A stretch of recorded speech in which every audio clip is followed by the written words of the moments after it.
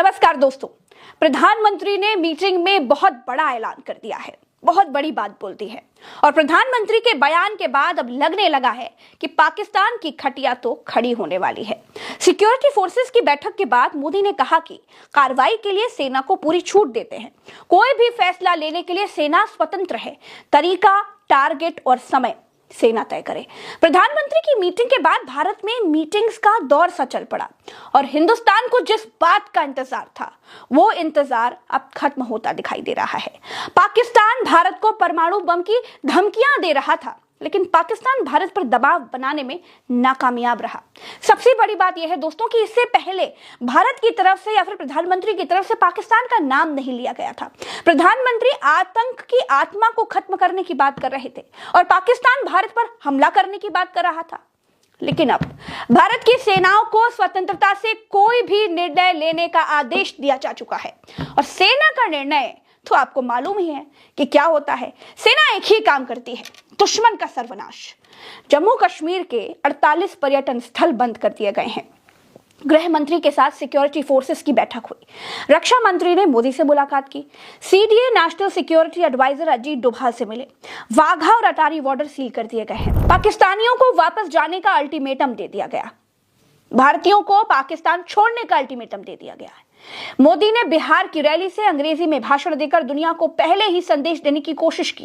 पाकिस्तान के 16 YouTube channel बंद कर दिए गए हैं। नरेंद्र मोदी ने मन की बात और बिहार रैली के बाद खामोशी दिखाई।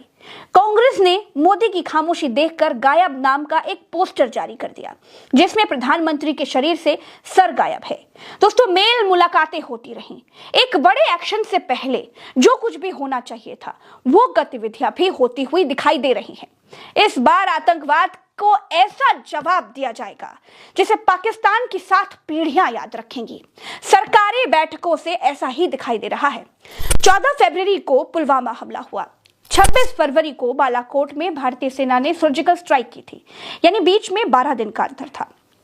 पहलगाम हमले को 9 दिन बीत चुके हैं। इस बार भी समय लेकर सब सोच समझकर आतंक के खिलाफ फाइनल जंग छेड़ने का मूड दिखाई दे रहा है। दोस्तों, धारा 370 हटने के बाद में 2 बार कश्मीर होकर के आई। जितना बदलाव होना चाहिए उतना बदलाव तो नहीं दिखता, लेकिन कश्मीर में बदलाव दिखाई देता है, इसमें कोई दो राय नहीं है। पर्यटक बढ़े हैं, कश्मीर में ट्रेन पहुंच गई हैं, दुनिया का सबसे ऊंचा ब्रिज बन गया है। सबसे बड़ा बदलाव कि कश्मीर हमले के बाद कश्मीरियों के मन में मारे गए लोगों के लिए प्रेम दिखाई दिया। दहशतगर्दों के खौफ से जिस कश्मीर को बात बात पर बंद कर दिया जाता था, अब वो हालात नहीं है। दहशतगर्दों के दबाव के कारण जो आम कश्मीरी आमने सामने आने से, बोलने से डरता था, वो अब मुखर हो गया है। अब कश्मीरी भाई भी गोदी मीडिया से लेकर स्वतंत्र मीडिया तक अपनी बात खुलकर कह रहे हैं, मारे गए लोगों के लिए संवेदना जाहिर कर रहे हैं। पहले यह मौका सिर्फ नेताओं को मिलता था। नागरिक कैमरे और माइकों से दूर रहते थे क्योंकि उनके मन में एक तरह का खौफ, एक तरह का डर रहता था। एक और बदलाव देखने को मिला दोस्तों। जिस कश्मीर में भारत के दूसरे हिस्से के लोगों को इंडियन कहकर बुलाया जाता था, उस कश्मीर में 27 भारतीयों की मौत के बाद हमने कश्मीरियों को भी रोते हुए देखा। तो बदलाव तो दिखाई दे रहा है, लेकिन भाजपा इस बदलाव को हिंदू मुसलमान के बंटवारे के बिना स्वीकार नहीं करना चाहती है।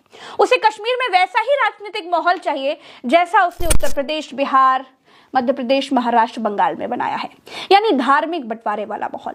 इसलिए वो संकट की घड़ी में भी धर्म देखकर मारा, जाति देखकर नहीं मारा वाले पोस्टर्स जारी करती है, जिससे जम्मू रीजन के और लद्दाख रीजन के हिंदुओं को पोलराइज किया जा सके।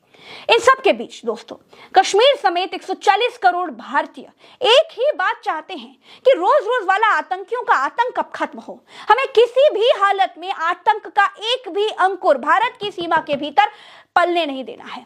सत्ताएं आएंगी जाएंगी, पार्टी किसी की भी रही हो, सत्ताओं का स्वभाव हमेशा एक सा ही रहा है, कोई कम कोई ज्यादा।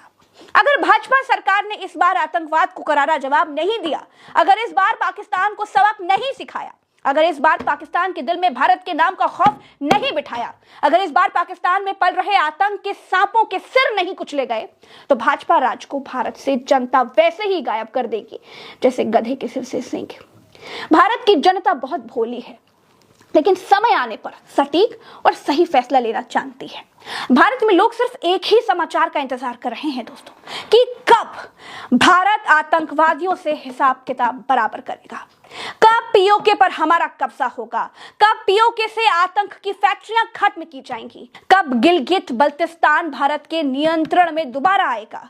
कब हम अपने ही स्वर्ग कश्मीर में बेधड़क, बेखौफ, बेपरवाही से घूम पाएंगे? कब सेना को पुल पुलिया की रक्षा के लिए 24-24 घंटे की ड्यूटी नहीं करनी पड़ेगी?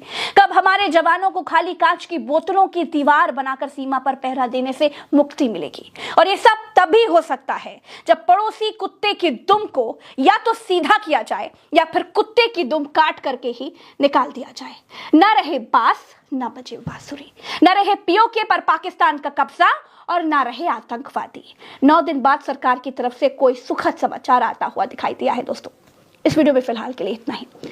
चलते हैं। राम राम, दुआ सलाम, जय हिंद।